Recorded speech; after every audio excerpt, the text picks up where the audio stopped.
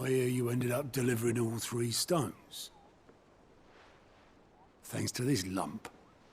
I sometimes wonder what I pay you for.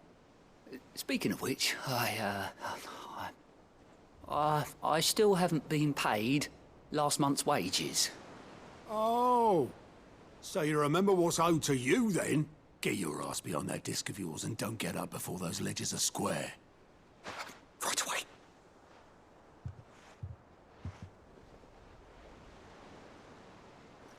I've seen that before. You have, yeah. Plenty of times. It was the only goblet Sid ever used.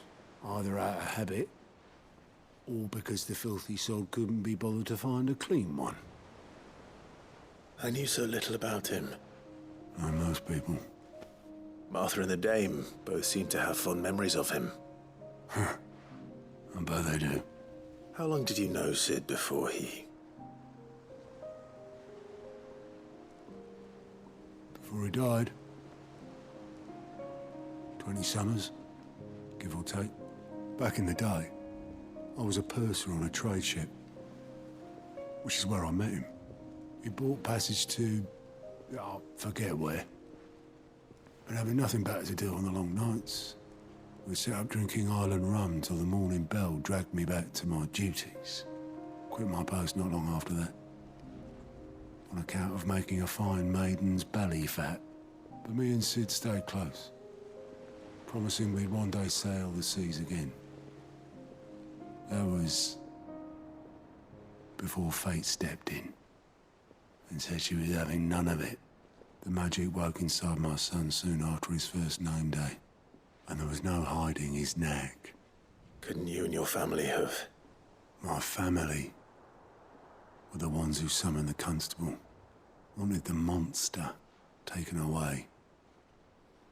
I couldn't turn my back on him, forget what I felt, and I couldn't for the life of me understand how they could. Luckily, Sid was of the same mind as me. It was him who stood beside me when all I wanted was to tear the whole world down. Him who cried for me when I had no tears left of my own. Him who swore he'd do everything he could to stop it from happening again. And he was true to his word, too. Left the Royal Army once and for all.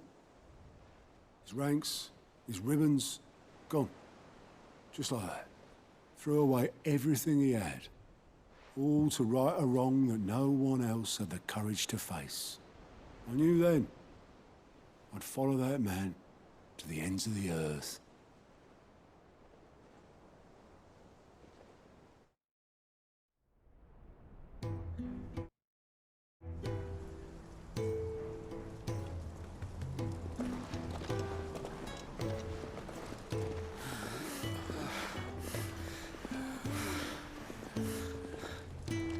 He was always too clever for his own good, was Sid.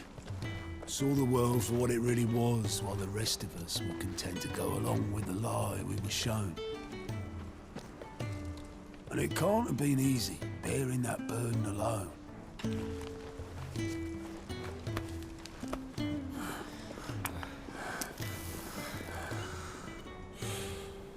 But he didn't let it stop him.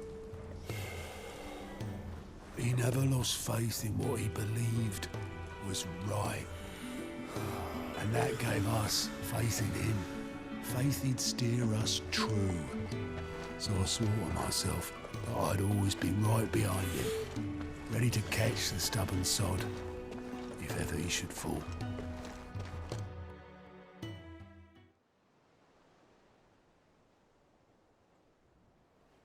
But I couldn't even do that.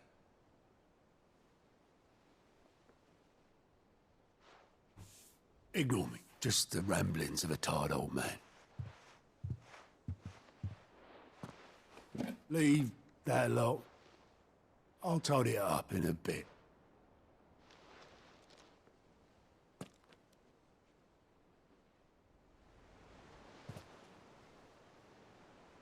This is... Sid's handwriting. This is Sid's handwriting.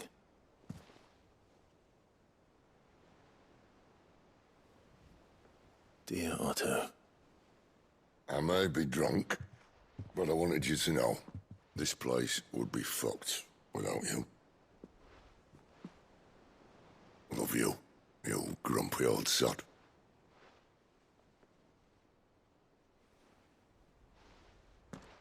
This note. What about it? Sid was right. Without you, we'd all be lost.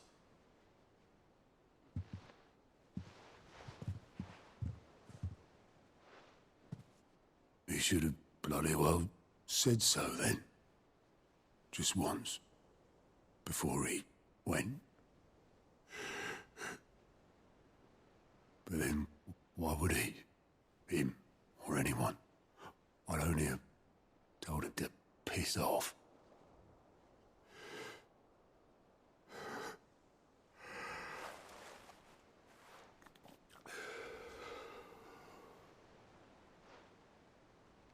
You're wrong, though. Both of you.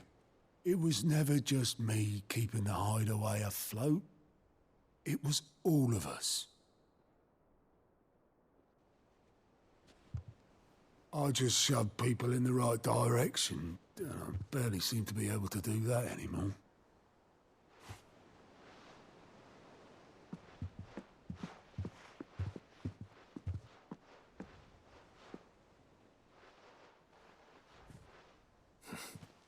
Would you rather goat were at the helm?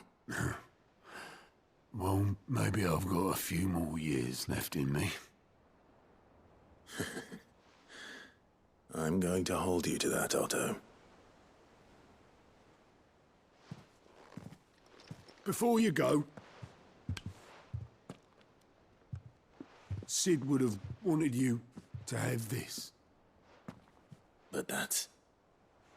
This'll do me just fine.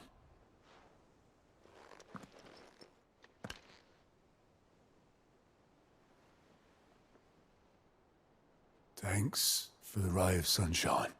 I'll see if I can't pay you back.